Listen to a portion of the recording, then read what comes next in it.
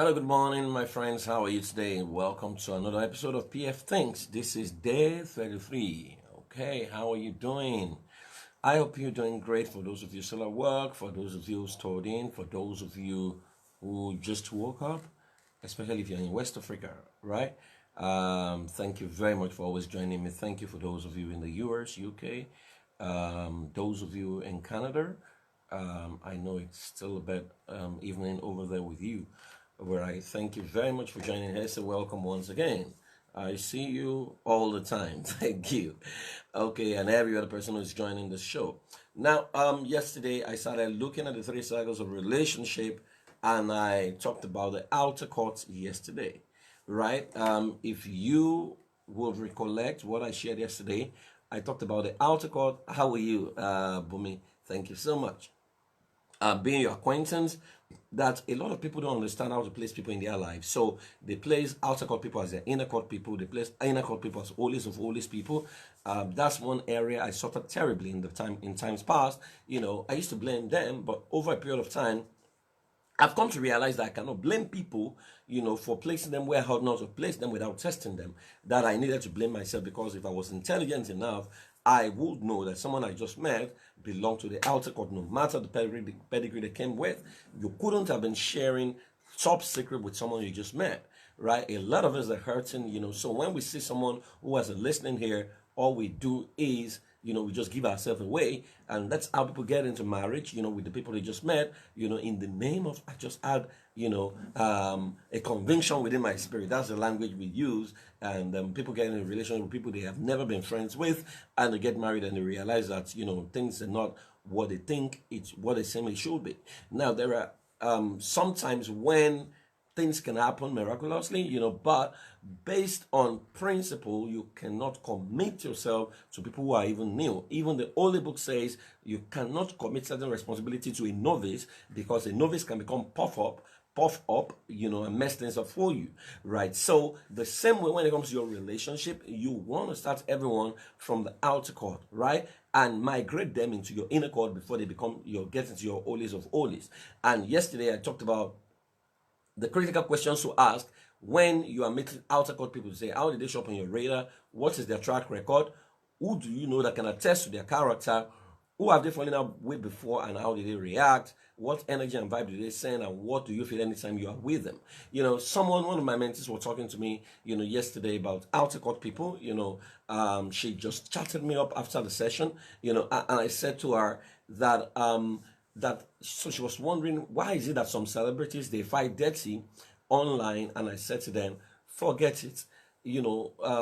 Celebrity has been overrated, and the word has been overused and messed up, right? And I said to them, they say, what with celebrity is just popularity in many parts of the world.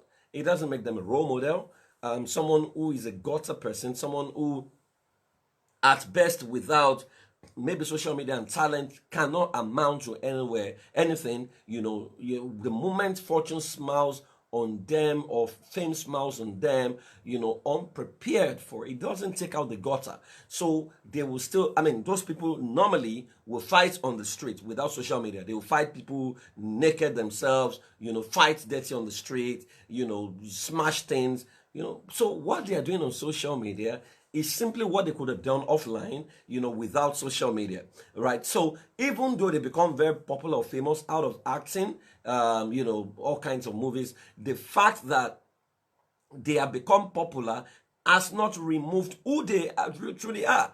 So when you see them fight it, they have been overrated. You have placed them in a pedestal they shouldn't be, so anybody can become popular. If I begin to act today, and I show up in a few Yoruba movies or English movies, and Nigerians see me consistently, and I'm very funny, I'll become very popular.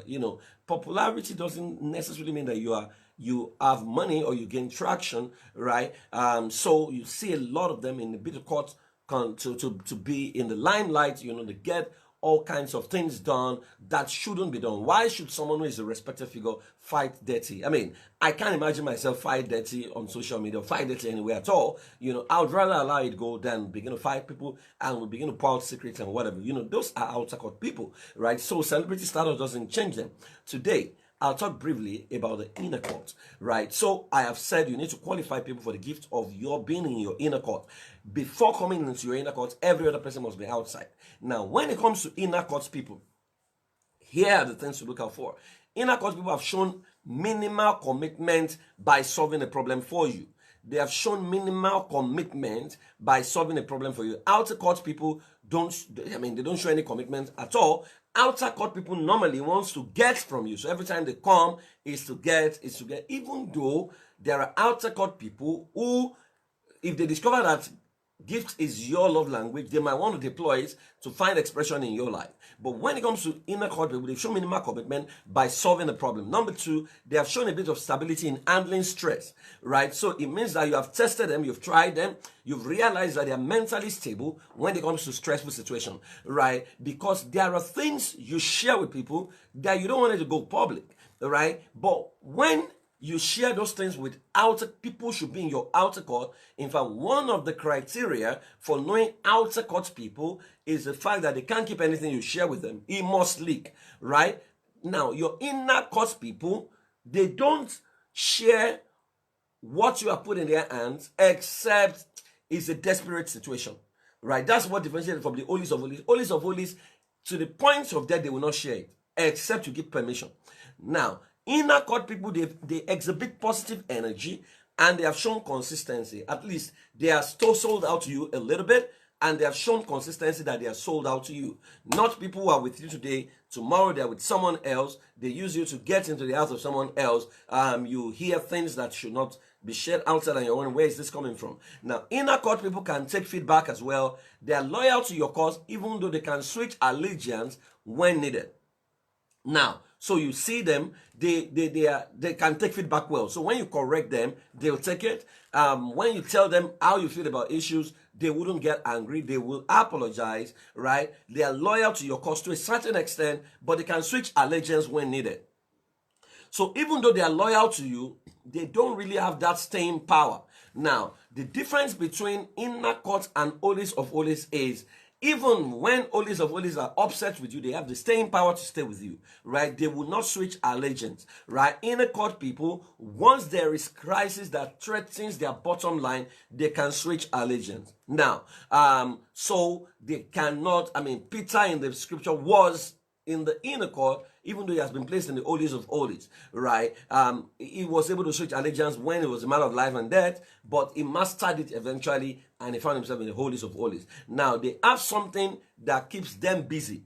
All inner court people are not jobless, right?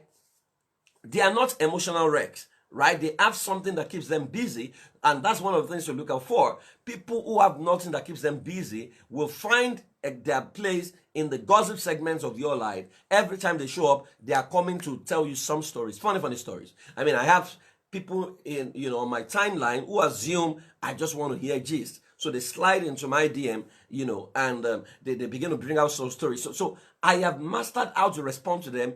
Some of them don't like me anymore. They hate me, because of the way I will respond. Because, why are you sliding into my DM? Why are you telling me things I don't need? Why are you telling me things you have not verified? I don't need those information. So don't assume that I want to listen to you, right? So you need to understand, this critical aspect of relationship. Now, inner court people, they are willing to support you with networks and connections. Inner court people, and the same way, you must be ready to support your inner court people with networks and connections. So, for example, if you say, oh, I have this need, if they are your inner court people, they will easily recommend us. Oh, I know someone who can do this, right? If you have something, even without asking, if they observe you, they say, oh, and praise my need this thing, right? Inner court people, they will by themselves go out of their way to get it sorted for you. They will recommend you, right? Outer court people will not do that. Outer court people are hustlers. They are still at the level of survival. So when they see something that can benefit you, right?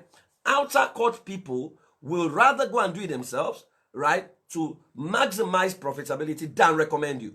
Inner court people will recommend you even though they may ask, what is in it for me?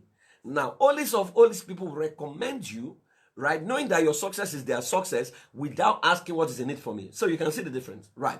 Now, so inner court people, right? They are willing to support you with networks and connection where it's needed. Next one, your memories of them is pleasant and they are not parasitic.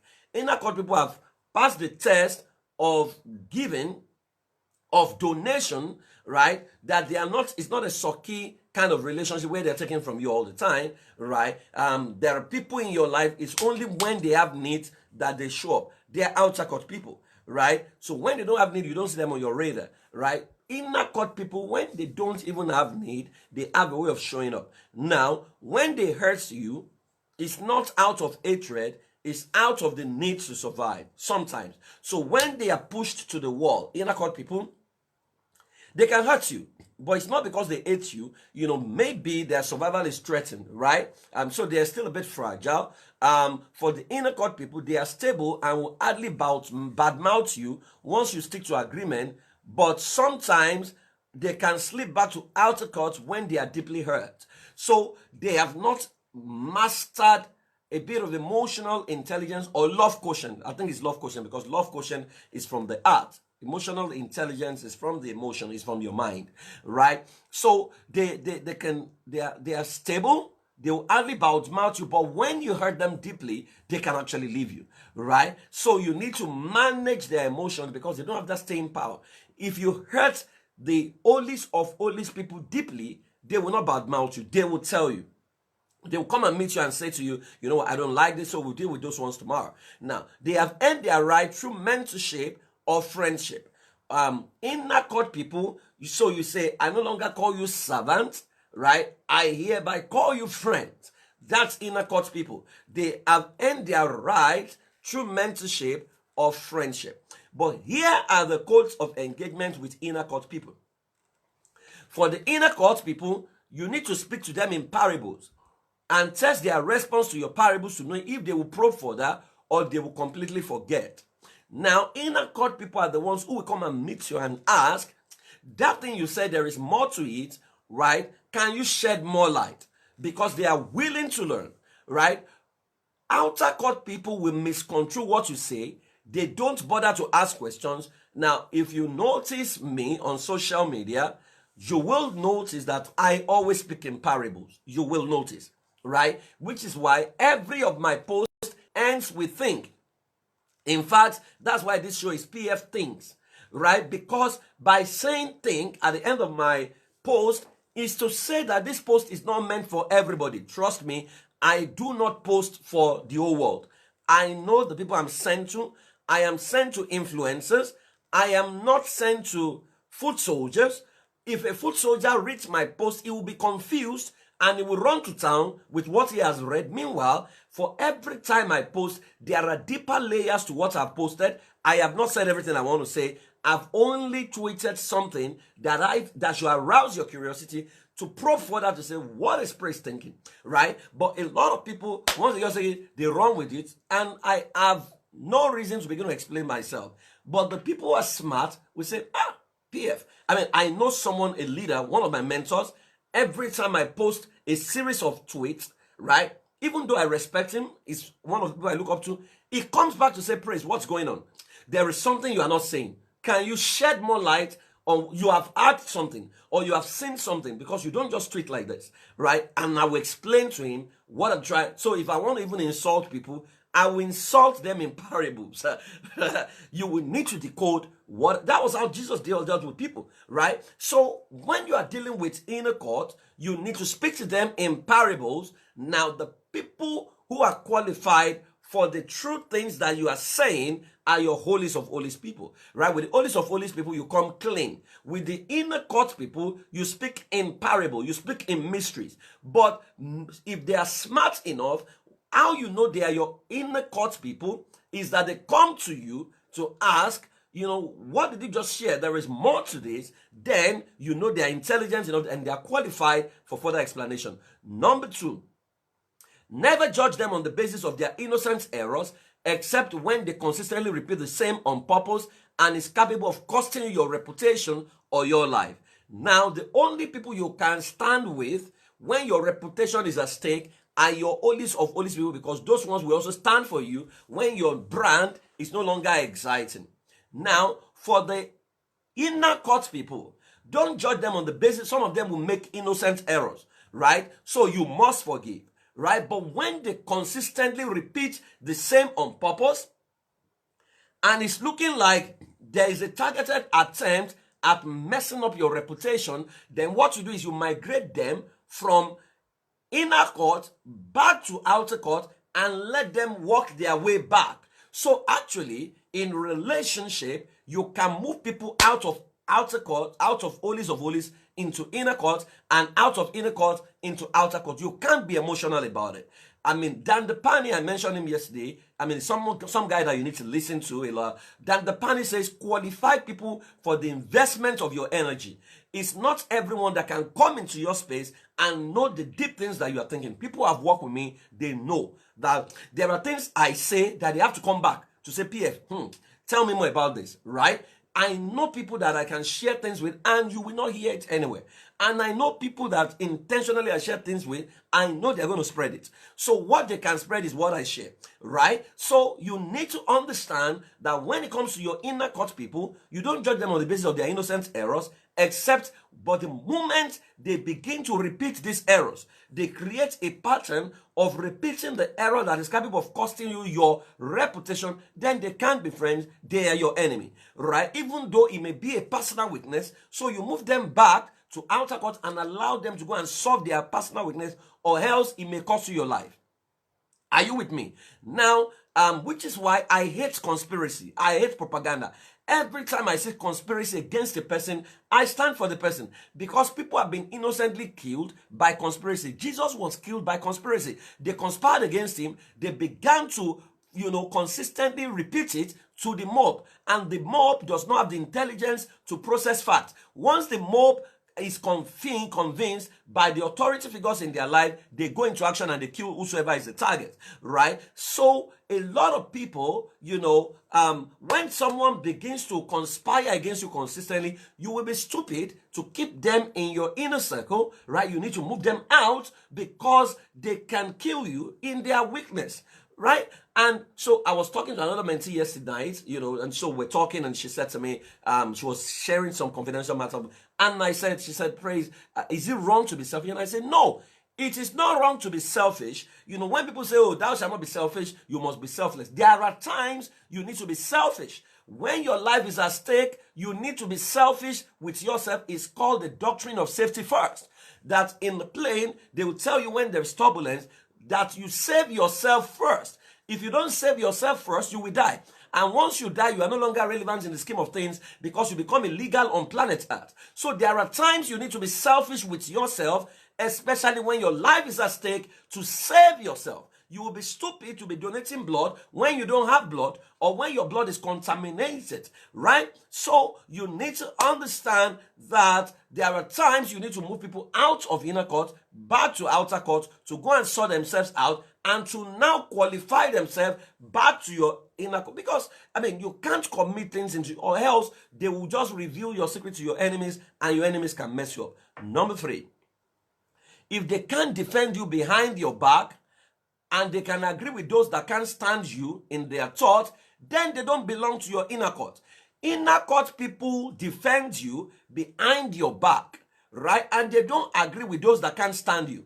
One of my mentees was in a plane going to Abuja, and she was saying to me yesterday that I was in that plane. And all through, from the time the flight started till the time the flight landed, 2 guys were in front of me, and they were talking about you and another friends of yours. And they were saying, oh, this guy is cocky and blah, blah, blah, blah, blah, blah, blah, blah. I said, but I know that these are the guys you have helped before, right? So she said they didn't know her. So when they landed, she introduced herself to them and said, so thank you, I'm a fantastic mentee of Praise for Owe. Said, and they were shocked, and they began to beg her, please don't tell Praise. And she said, why shouldn't I tell him, right? There are mentees of mine, or there are people in my circle that if you tell them don't tell Praise, they're going to tell me. They are going to tell me out of brotherhood, not because they want to gossip, So they began to beg her. So she now said, but why would you talk about him in this light? Eventually they say, oh, we can't stand him. He's just very cocky. We just think he's so full of himself. He never asks for help from us, And I was like, why should I ask for help from them? Because there are people you don't ask for help from, because they have not earned the right to solve that problem for you. If you ask for help, they are going to rub it in terribly in a way that even though they have solved the problem, but they are going to tell the whole world that they solved the problem for you, right? And I judge energy, or I interpret energy. If you're around me, I mean, that's one thing I've mastered so well in the last 2 years of my life: energy and vibration. Once your vibration is just wrong, you can't find expression in my cycle, right? I have zero tolerance for it. I will mentor you from afar, but I can't bring you into my cycle, because you see, as you grow older, your error rate should reduce. You shouldn't be making the same mistakes you were making 3 years ago now. You may survive 3 years ago, you may not survive now. So you need to be smarter and wiser and understand that the entry system in your life cannot be porous. You are like a consulate. You are like the American immigration system. You cannot always be emotional and give people visa all the time. If you do that, you are going to hand out visa to terrorists, and terrorists have no other loyalty than to destroy you. They are like thieves. They come to kill, to steal, and destroy. They are going to destroy you in your niceness. So what you do is to refuse visa entry to terrorists based on their reputation, which is why now countries run a check on you. I remember my wife was going to fly back into Canada she's a student in Canada. She was going to fly back, and one lady detained her. He said, you are not going to go back, right? So they began to run a check on her. They asked, what does your husband do? She said, whoa, this is what my husband does. How is he able to fund your education? He said, so they had to check me out on YouTube, and on social, they had to check my post. That was when I realized that you don't just post rubbish. By the time they ran the check on me on YouTube, some of the things I've said on YouTube, ran a check on my tweets, on my post, one of the guys at the immigration came back to her and said, let her go, right? We've run a check on her husband. She's speaking the truth.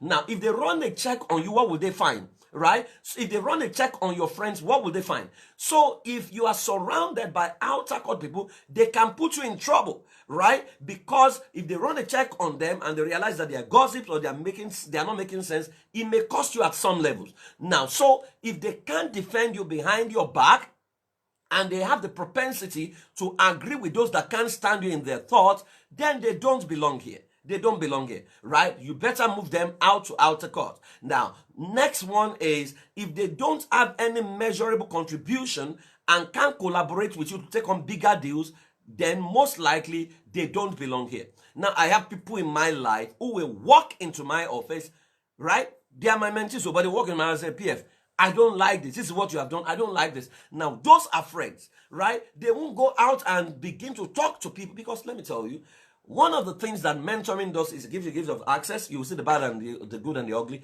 Your mentor is not perfect. It's not perfect, right? So if they don't have a measurable contribution and can't collaborate with you to take on bigger deals, then most likely they don't belong here, right? So the moment you have people in your life, every time they have a breakthrough, they remember you and they bring you into their world to be part of their windfall, then those are inner court people.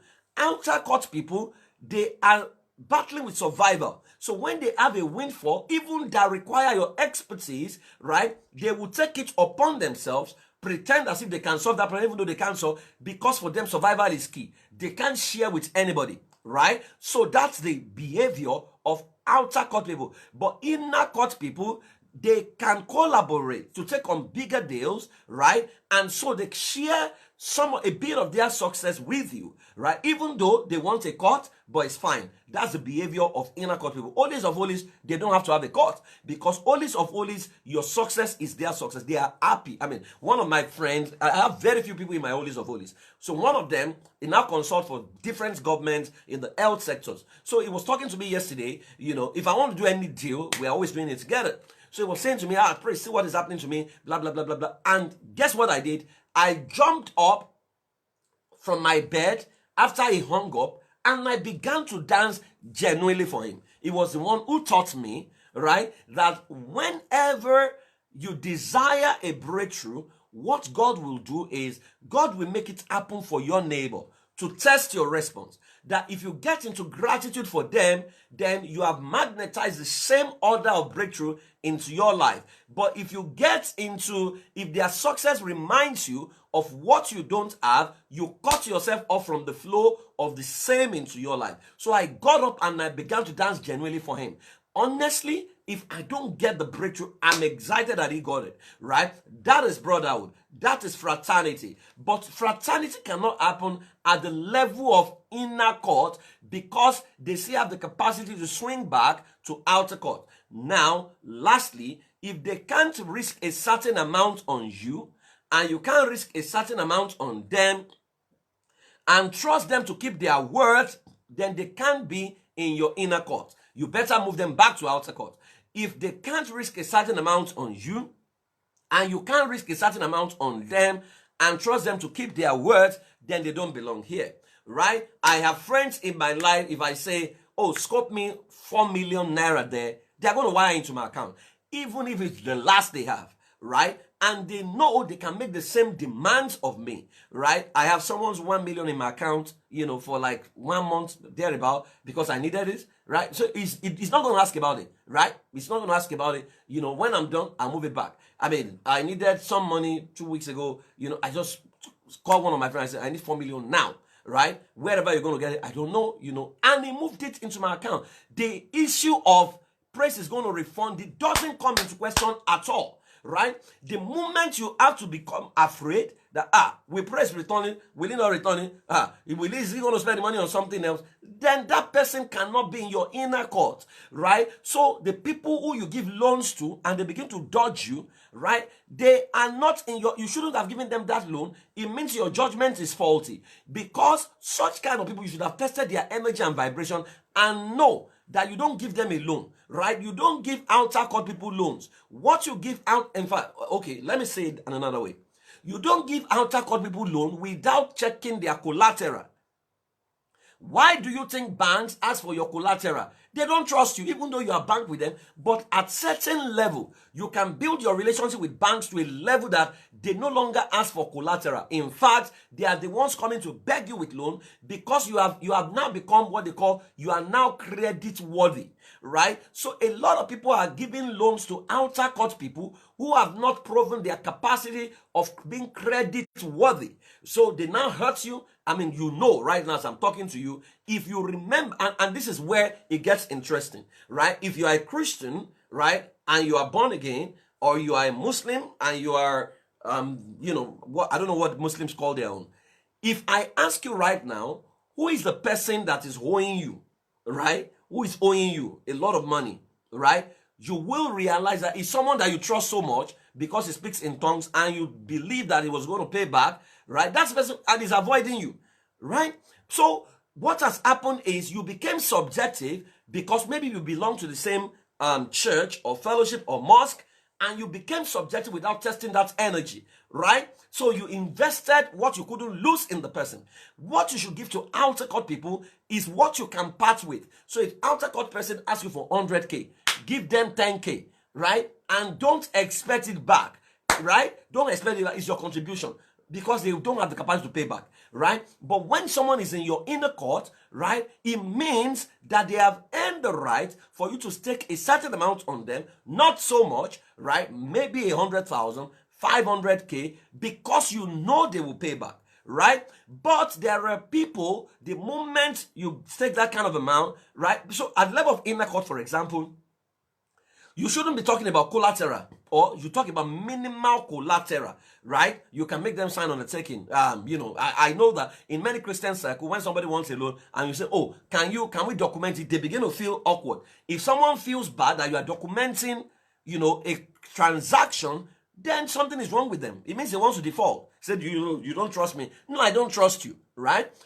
Now, so you need to understand that at the level of the inner court, if they can't risk a certain amount on you, and you can't risk a certain amount on them and trust them to keep their words, then they don't belong here. They don't belong here, right? So move them back to your outer court, because at the level of inner court, you don't default on loans, right? I was facilitating a training one day, and a guy said to me that he's trusting God for debt cancellation breakthrough.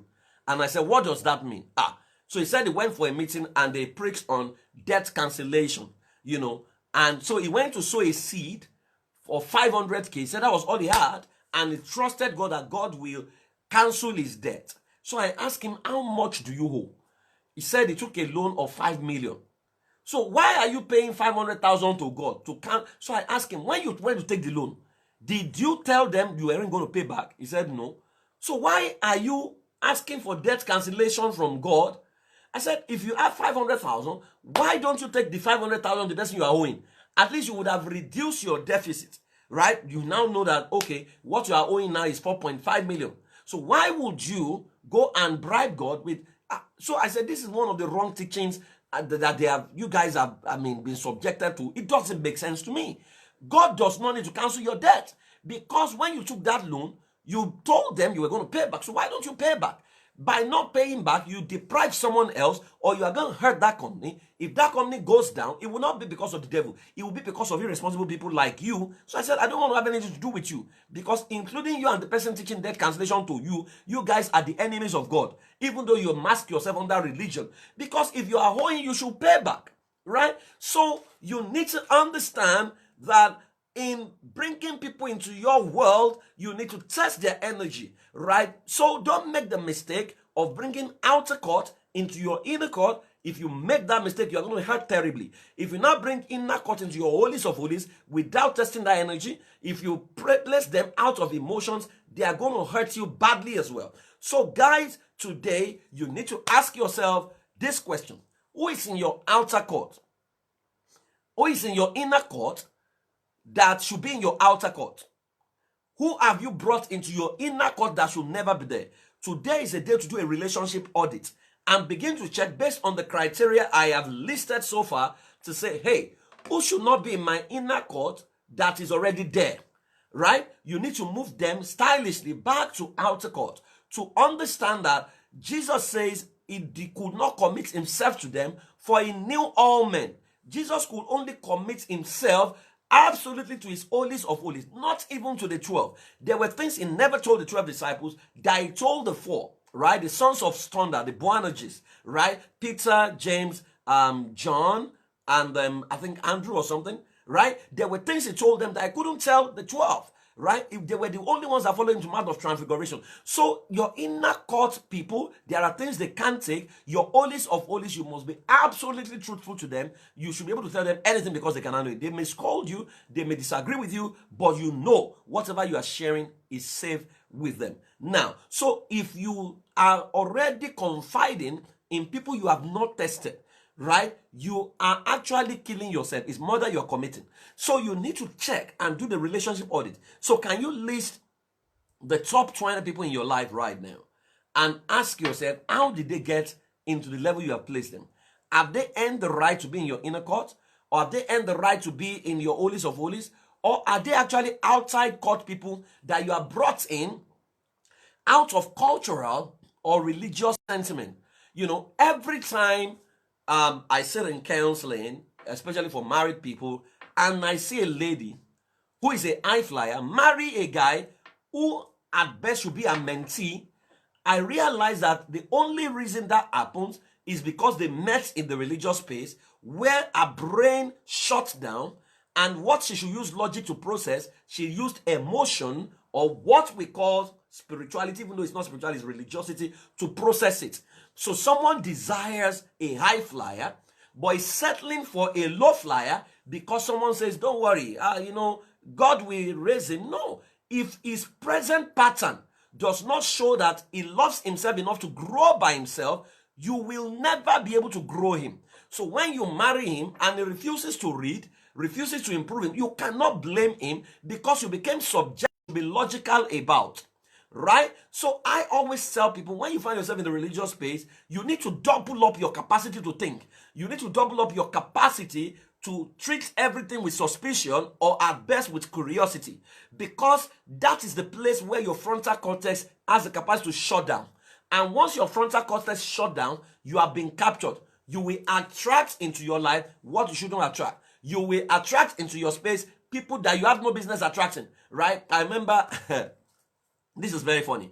Many years ago on campus, after I became saved, and I began to join the fellowship, our brothers became so fanatical. One day, one of them preached a message. He said, if we are truly brothers, we should be able to use one another toothbrush. So he came to pass the night in my room, and when he wanted to have his bath, he was asking for my toothbrush. And I said, why would you need my toothbrush? He said, we are brothers in Christ, so nothing should. I said, no, this is a matter of personal hygiene. What kind of spirituality is this? This is religiosity.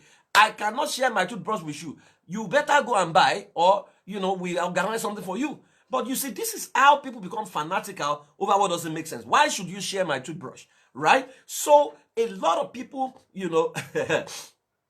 their capacity to process what human beings should process becomes subjective when they enter the religious space. So you need to understand that when you are in the religious space, you need to double up your capacity to think and activate your common sense to ask, does this pass the test of common sense? If it doesn't pass the test of common sense, I'm not going to listen to you, right? So if you tell me to come and empty my bank account, God must give me that same instruction.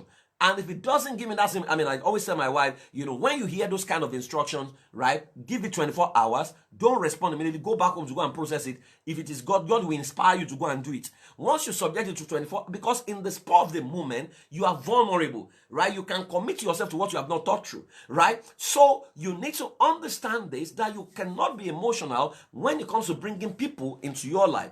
Your immigration system cannot be porous. Your immigration system must be solid enough. Be the consular of your life, be the American embassy, be the visa officer who is going to interview people, right? So that you can check, does this person deserve to come into your inner court? Maybe what you require is visiting visa, or it doesn't even need visiting visa. It needs to be watching your country from the screen, right? That is outer court. They should be watching you from movies. Oh, America, he has been to America by watching American movie, but he has not stepped on American soil because we cannot afford to give him American visa because it's a social risk. It may not come out again, right? So you need to test energy and place people in the right places where they need to be, right? So ask yourself, do a relationship audit. Who are the people in your life? Should they be in your outer court, or should they be in your inner court, or should they be in your holies of holies? Tomorrow, I will talk about holies of holies, and I'll tell you who should be in your holies of holies. Now, these are the 3 levels of relationships that exist and that you must master.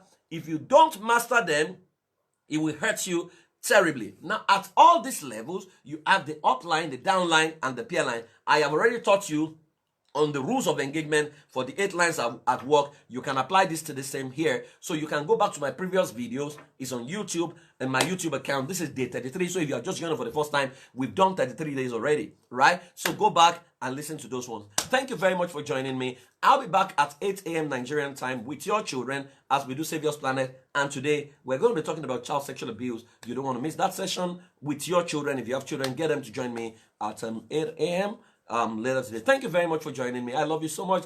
I never take for granted the fact that that you guys always join me. Someone is saying Reverend Sam said spirituality should not suspend our common sense. Reverend Sam is one of the most sensible and most balanced religious leaders I love to listen to him and Kojo Emade, because he's been able to match intellectualism with spirituality, and you can see the balance at all times, and those are the kind of people you need in your world. Thank you very much for joining me. I love you, and I want to say that you are a savior, I'm a savior. Together we can save the world. Thank you so much. I'll see you tomorrow at 3 a.m. Bye-bye.